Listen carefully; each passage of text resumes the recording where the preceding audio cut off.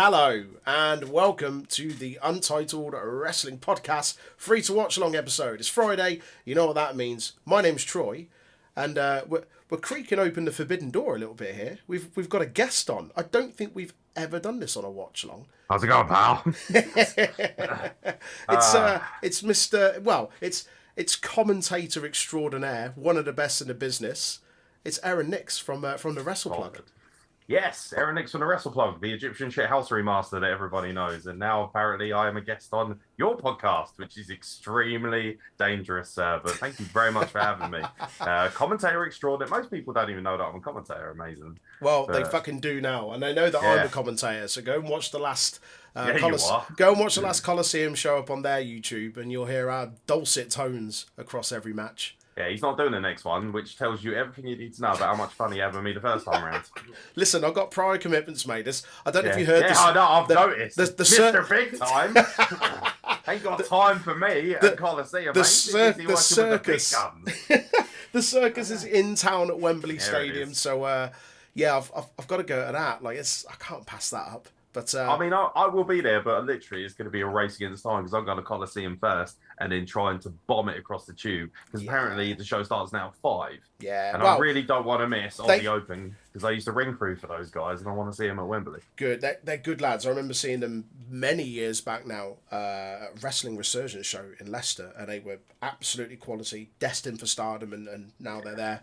But yeah, I'm still debating it, but it's quite the trek from where Coliseum is up to Wembley. And although Ticketmaster have sent the email out saying it starts at 5, AEW socials are saying it starts at 6. So I don't know what to believe. So if it's 6, you could absolutely do it. I mean, I'm not saying that you absolutely should do it so that I don't have to do commentary with somebody else. But at the same time, if you don't do it, I will kill you. So right. There's an ultimatum. Deathmatch, baby. Troy Grant versus Aeron Nix at Coliseum. Barbed wire. Well, beautiful. Speaking of deathmatch, you're very on brand. Our match today is Mr. Alex Colon against one of your good friends, Lou Nixon, courtesy of Rise, who you do a lot of work for on camera. Yeah, I do videography for Rise, which I'm really chuffed with. I've been on board since January of this year. I started with the Rise Rumble, so I believe we're watching the match that was done before I jumped in. But I know Lou Nixon particularly very well. Very exciting, extremely exciting talent. Dangerous, MMA-based, one of the only professional grade boxers who currently is in professional boxing and also professional wrestling at the same time. Yeah, he's lethal, absolutely lethal. Yeah. And also... it goes on record because I believe that I'm allowed to say, a little bit more graphic shit on this podcast. It goes without saying, Lou Nixon has the largest member of all wrestlers that I have met. Yeah, they call him FedEx because he absolutely delivers, but he'll also stretch you.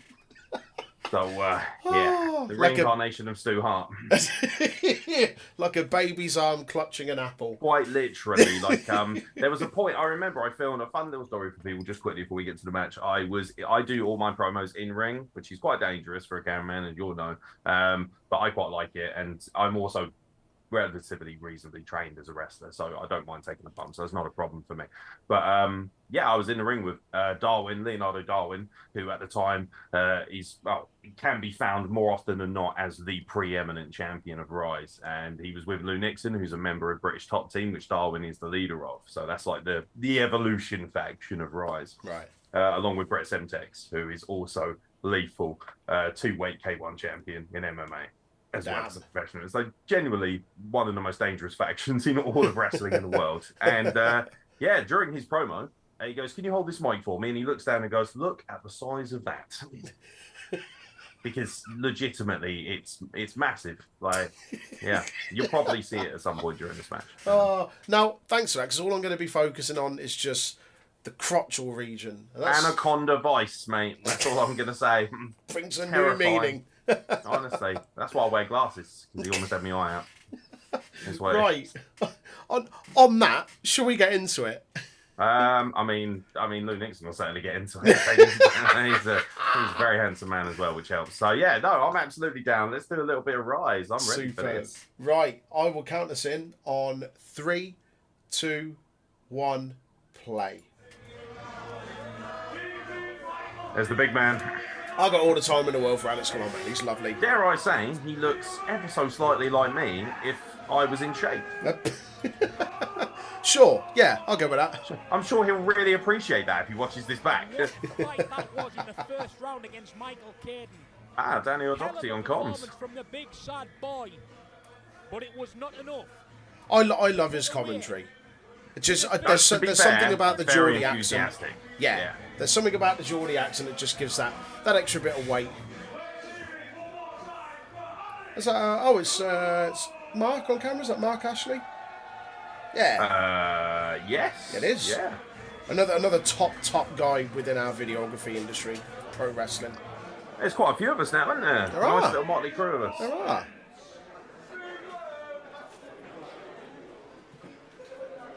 So whereabouts is this? Because this doesn't look like their usual venue. I've seen Rise shows and they tend to be in some tiny little kind of bar-like thing with the stairs that come down from the top. Yeah, this is not the Brood now in Rise. This is the Welly and Hull. They actually recently did a show for them at the Welly and Hull. Yeah, the main event was a deathmatch rumble, which was something else to behold. But yeah, no, this venue, very compact, very, very personal. Nice to film as well. Yeah. In amongst it. Looks like Lou's already gone through it this weekend. I was going to say. But it's the Outlaw Tournament, I imagine, because they do a lot of tournament formats. Their own kind of, for anyone watching, maybe if you're a Japanese wrestling fan, the G1 Climax, they have like deathmatch versions of that. The Games of Death is one of their main ones.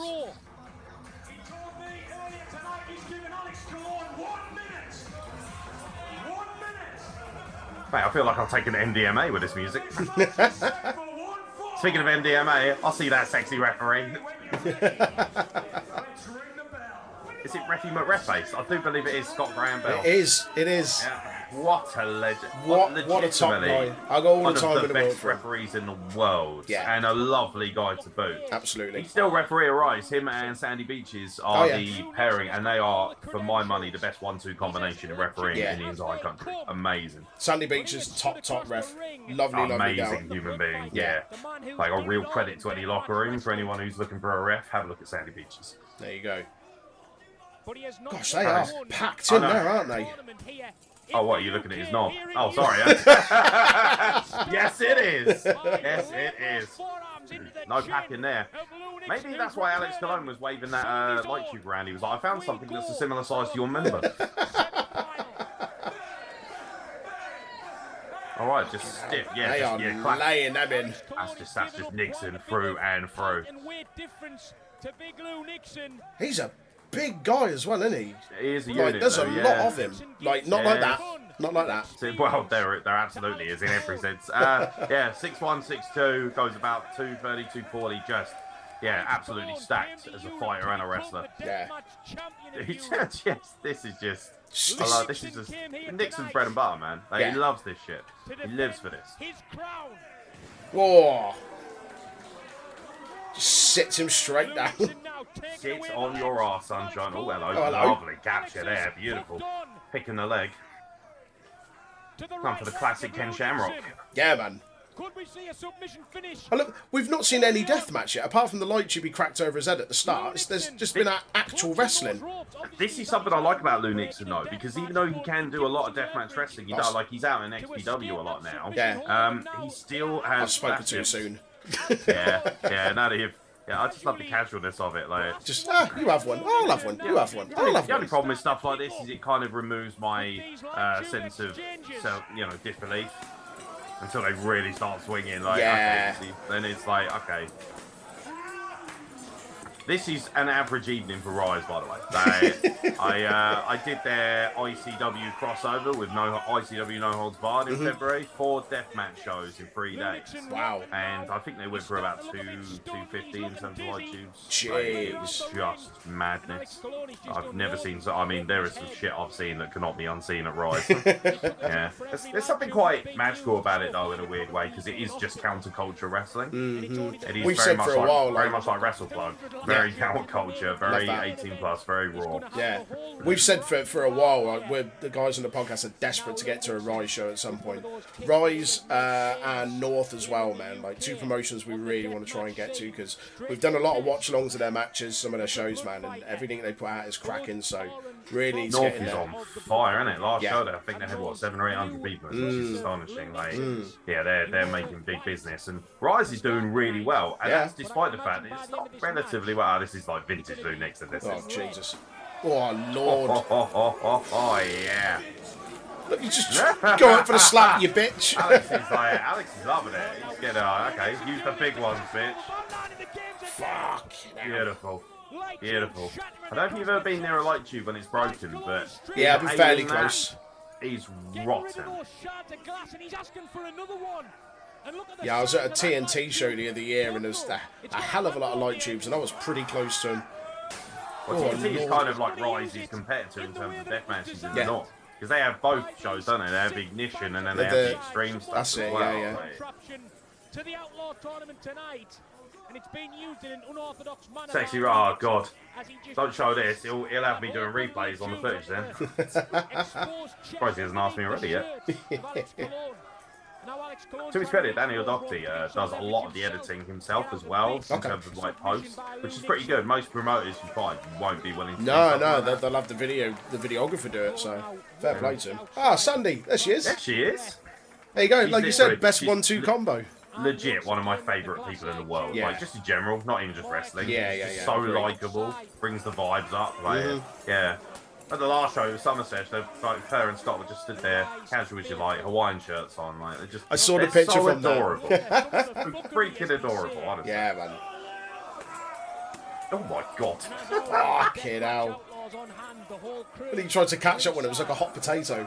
Yeah, pretty much. I'm surprised at the leeway the fans are giving them. Normally, they get right up on the ring. Yeah. But the last time we did a show in Welly, because of legal issues, they've actually started putting barriers up, which as a videographer pleases me because it means I've got far more room to breathe.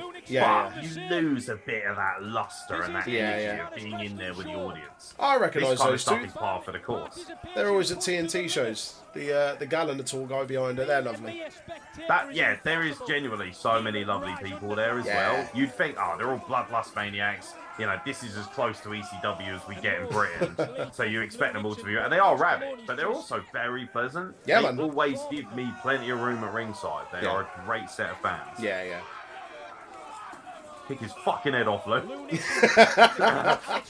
I'm such a hardcore Lou Nixon mark. I hadn't noticed. Alex is great, but I'm like, fucking kill him, Lou. We'll have none of this shit. Put this cunt in his place. Go on. It's unbelievable that Alex Cologne is able to sustain so many kicks from the educated feet. I recognise so many people in this crowd. I know, right? Yeah, there's so many people I recognise. Yeah, man. That little guy with the beard in the back, I see him all the time. He's so cool, that guy. Yeah, he's a legend, that lad. He looks like what's his name? He's dressed up as... He looks like a tiny Braun Strowman. A tiny Braun Strowman dressed up as... the Braun. What's the name of the film? The Ben Stiller one where he goes travelling, he works in the office and he's got the shirt and tie. What's it called again? God. Can't remember what it is. No idea. Walter Mitty. Oh, I haven't seen it. Okay. He looks like Braun Strowman cosplaying Walter Mitty. Wow, that is an unfortunate combination. Speaking of combinations. Yeah. Boom. That's a proper gut punch. Cheeky shot to the ribs. That'll put him dead. Oh, look at that. Cheeky. What? You get what? Just like that, mate. Oh, mate, I'll be furious too. Right, jumping out the bell. We'll have none of that nonsense. Lou Nixon was just getting cruising, and what a literally that came from nowhere. That is one of the most abrupt finishes I've ever seen in a Rise match ever. Like, all right, that was to get into the final as well. Wow. That was the least thing that we expected here tonight. Tony Knox, one of the best photographers in the business. He's another. It's funny, isn't it? Like, Rise has this reputation for being dark and brutal and violent and, you know, counterculture, and yet it has the friendliest people in all of wrestling working for them. Yeah, Yeah. Like Tony Knox couldn't be any more pleasant. Lovely He's lad. such a sweetheart. Yeah, Yeah, man. he's just yeah. Yeah. That's the thing. Like, you know what? People who turn their nose up at Rise need to realize they employ the very best professionals in professional wrestling, the best referees, the best photographers, and they also employ me as well. So it's, you know, There is that. can't really ask for more, can you? Yeah, Good I stuff. I certainly lend myself to the dickhead proportion of things. So, good stuff. Very good stuff. Right. I mean, that was short but sweet. What did you think of that? To be honest, it was if I was like just a fan, which is what I was watching as, I was left wanting a little bit more. I was I actually agree. a little bit disappointed by the finish. I would have liked to have seen maybe 5 or 6 minutes more, build to that crescendo, and then have your finish. Especially when I know what Lou Nixon's capable of. Mm. We didn't get a chance to see nearly any of like his suplexes. We got a lot of his striking stuff, which was good. I feel like he's become a far more complete wrestler since then as well, to his credit.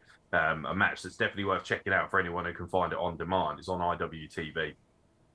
Is Akira versus Lou Nixon, which opened one of the deathmatch shows in February when they did the crossover between ICW and Rise, and that was like a 25 minute like MMA blockbuster with some deathmatch elements as well. Nice. And Akira is, in my opinion, much like Lou Nixon, Akira is like the American version of him. Right. He also comes out to the Bloodsport theme, which is obviously Beautiful. extremely, Love like that. Fight to Survive by Paul Herzog. I was Big like, oh fan of yes, that.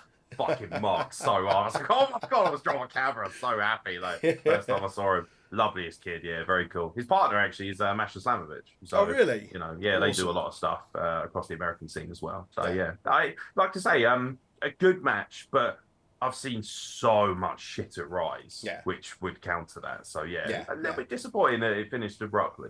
I agree. Yeah, it was. Yeah, I'd say 5 6 minutes more. I think would have ticked a few more boxes for me. I think what we got was decent, but I've seen 1 or 2 Lou Nixon matches before, and I know there's a lot more in his arsenal.